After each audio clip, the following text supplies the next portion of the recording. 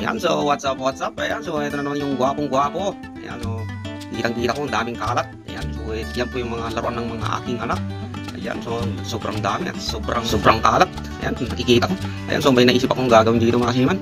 Ayan, so gagawa ako dito ng parang treehouse na paglagyan lang ng mga laruan. Ayan, so umpisan ko na to.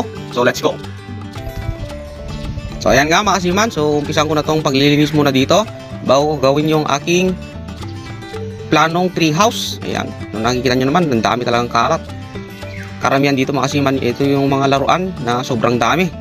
Ayan, so napabayaan na rin dito, kaya gagawin ko itong mas maganda at mayroon din silang paglaruan na treehouse. Ayan mga kasiman, yan. Grabe, parang tinatamad ako ngayon, pero gagawin ko talaga to para sa aking content ngayon. Ayan mga kasiman, so kitang-kita nyo naman, talagang hindi na nakapokus sa mga laruan kasi nga napabayaan na dito. Ayan, so nakikita mo naman na cellphone na lang yung mga ginagawa ng mga bata. Ayan, so gagawin ko talaga to para naman gumanda ang mga laruan saka mga paglaruan nila. Ayan, so gagawin ko ito na may hagdanan. Ayan, so nakaplano na ako dito mga kasiman. So ito po yung pulungan na kalding na side lang ng pulungan ng kambing. Ayan, so gagawin ko dito para hindi na ako gumagawa ng poste. Kasi mahirap din gumawa ng mga poste, magkukay ka pa, tapos maraming brace ang gagawin ko dito, pero hindi ko nagagawin, kaya dito ko na idudugtong sa gilid ng kambing, na kulungan ng aking kambing. Ayan mga kasiman, so yan po pa lang ang mga kawayan. Yan po yung aming bakod, dating bakod namin yung kawayan na yan. So ayan mga kasiman, so ito po yung taas lang yan, mga 4 feet lang yung taas na ito. Ayan, so yan na po yung mga aking dugtungan, mga kawayan. Ayan, so lalagyan ko rin mga 2x2 para tumibay naman. Ayan, so simpleng ano na to, treehouse, yung mga retaso dito, mga kahoy sa mga kawayan. So yung kawayan, yun yung gagawin kong mga ano niya, lapagan. Yan, grabe, parang engineer lang to. Ayan, so Engineer Ryan. Ayan, so ayan po yung aking pangalan, Ryan Engineer. Ayan, so kinuha ko yung mga iba pang kawayan. Ayan mga kasiman, so ilagay ko ng mga ano niya, tech screw. Yan, so ginamit ko yung mga wood screw mga kasiman. Yan yung mga aking retaso. Dati yung mga bakod ko, diyan ko inilagay yung mga ano, wood screw ang ginamit ko doon kesa pa ako. Ayan, para mas matibay, hindi biglang matatanggal. Ayan mga kasiman, so unti-unti nang nabubutong ang aking planong treehouse. Yan.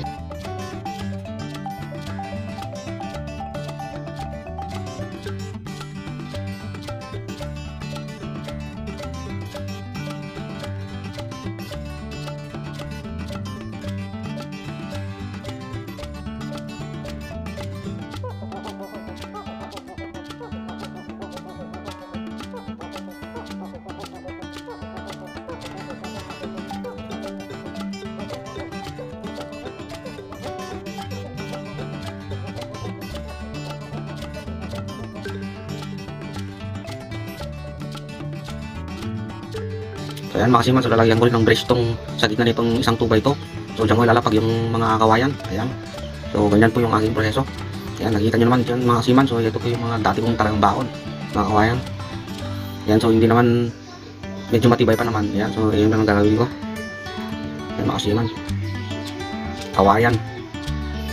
Ayan, bale yung kawayan na yung mga kasiman, 5 years na yung nasa bakod namin, pero yun, iniba namin yung bakod, kaya yan, hindi na magamit itong mga kawayan, kaya naisip kong gumawa naman na ito. Ito yung gagawin kong ano, lapagan.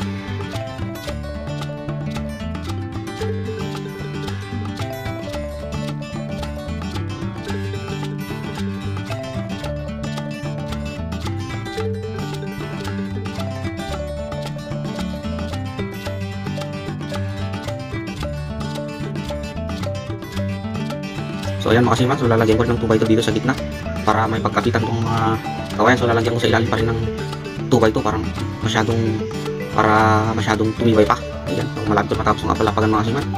Ayan, so isa-isa ko lang nilagyan ng wood screw. Ayan, kita-kita nyo naman mga kasiman, nasa tungtungan na ako, kaya matibay na to. Ayan, so ito yung gagawin ko mga kasiman para may paglaruan yung mga bata, para hindi na lang cellphone yung mga ginagamit nila. So ayan mga kasiman, so maghahapon na pala dito. Ayan, so parang hindi ko kayang tapusin to. Ayan, malapit na rin matapos ng lapagan. Ito yung tree house na sobrang ganda. Sobrang ganda pero simple lang. Yan, so napatapos-samtan lang ako dito mga kasiman. Kasi excited na ako rin matapos ito. Yan, so lalagyan ko na lahat ng mga wood screw. Tapos pakuan yung mga sa gitna. Yan mga kasiman, so nilagyan ko na lahat. Nilalagyan ko na lahat para naman matibay talaga, matibay para hindi may yung mga baon ng mga bata. Yan, so lalagyan ko lahat, tigi-isa lahat. Ito ako mga kasiman. 3 2x2 yung nilagay ko dito. Tapos sinagyan ko pa sa ilalim ng gitna nito. Yan, so lalagyan ko rin mga pako sa gitna. Yan, so ito mga plano, mga retako namin mga kasiman.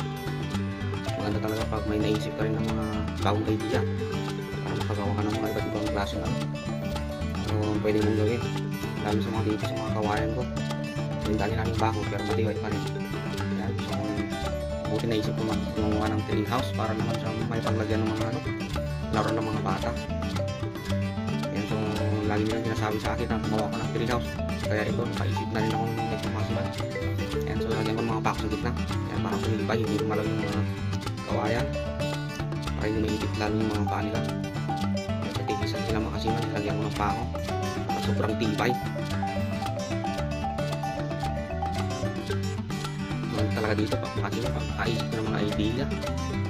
Yan, doon sa gilid na ng kambing namin para hindi na ako makagawa ng iba't ibang poste. Yan, so parang mas madali lang itong gagawin ko. Yan, so nilagyan ko lahat ng mga kasima pa ako masigurado.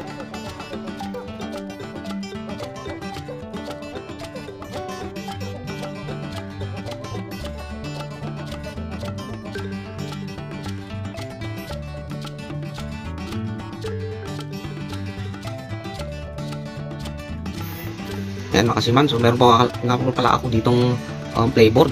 Ayan, so ito po yung dating pool, yung pinaglalaroan ng mga matatanda at mga bata. Ayan, pool, yung parang bilyar to mga kasiman, pero yung bola na ito, pitchas. Ayan, so pool yung tawag namin. Ayan, so may medyo luma na rin to, tapos hindi na magamit ng pool. Ayan, so lalagyan ko ng division nito para hindi sila mga bata hindi makapunta sa bubong ng kambing. Ayan mga kasiman. So lalagyan ko rin ito ng mga divider ba, parang divider. Ayan, so lalagyan ko siguradong matibay mga kasiman. Ayan, so pumunta na rin ako ng mga kahoy dito mga kasiman para sa brace na itong playboard. Ayan, para matibay kahit anong gawin nila, hindi ito matutumba at masisira. So ayan nga mga kasiman, so malapit mo na rin matapos itong tree house. Ayan, so ito yung pangalawang araw na dito mga kasiman. Pag nagtataka ka mga kasiman kung bakit yung matagal dito, so sa hapon ko lang kasi ginagawa to. Ayan, pagkatapos ko na trabaho sa construction, hindi kaya sa pintura. Ayan, sa hapon, mga alas 5. Ayan, so dyan ko na rin ginagawa to. Kumbaga, sideline lang to. Ayan, so hindi na rin matapos ng kasiman. Ayan, so lalagyan ko na rin itong mga division. Kumbaga bakod dito para hindi mahulog yung mga bata. Ayan, so ang gagawin ko dito mga kasiman, kawain na ilalagay ko dito sa side nito. Ayan, so yan, so natapos na rin itong mga iba't ibang klase na division. So yan, dito nyo naman yung hagdanan. Yan yung dating upuan. Kaya yan lang nilagyan ko ng hagdanan para hindi na ako makagawa ng iba't ibang klase na hagdan para hindi na rin ako mahirap mga kasiman. Yan, so nilagyan ko ng mga 2x2. Yan. So yun mga kasiman, so tapos na itong tree house naman sa mga bata. Yan, so tapos na mga kasiman. Yan, so pwede na silang maglatag dito ng mga laruan nila. Saka pwede na rin silang maglaro dito. Ayan. Yan, so pinturahan ko sana ito mga kasiman pero wala pa tayong pinturang extra. Ayan mga kasiman. Ayan. Ayan, so may division na lahat. Ayan, division.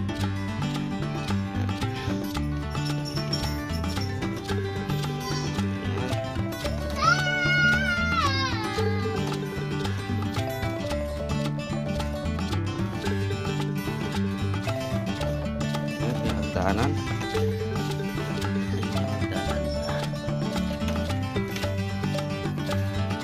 So yan yung mga aking kambing. So yan lang, naka-division tong tree house.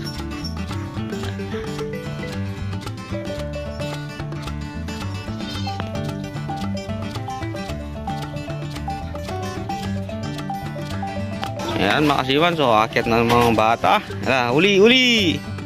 Yornosita.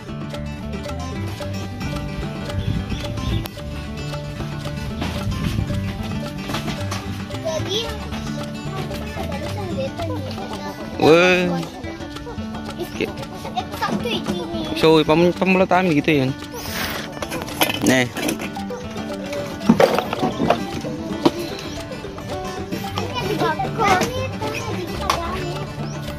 Turnos nyo.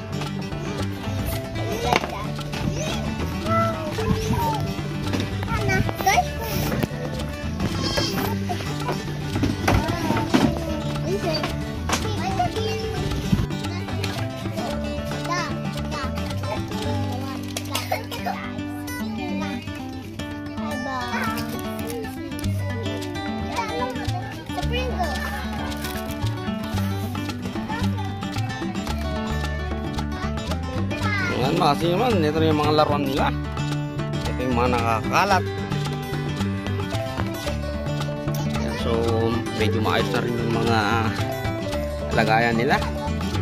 Yan, dati nasa lupa to. Dati nasa lupa mga laruan nito. Yan, so medyo maayos na rin. Yan.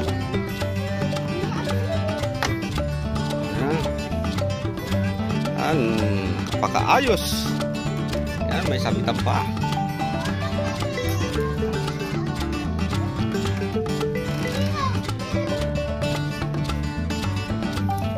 Yan o.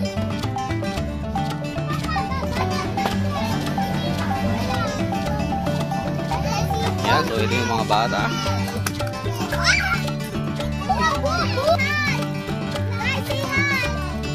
Yan.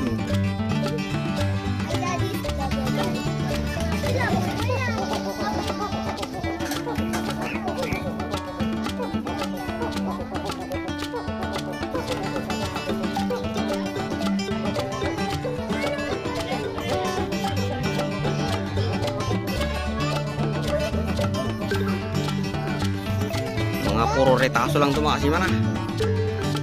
Mga improvise para makagawa ng ganito.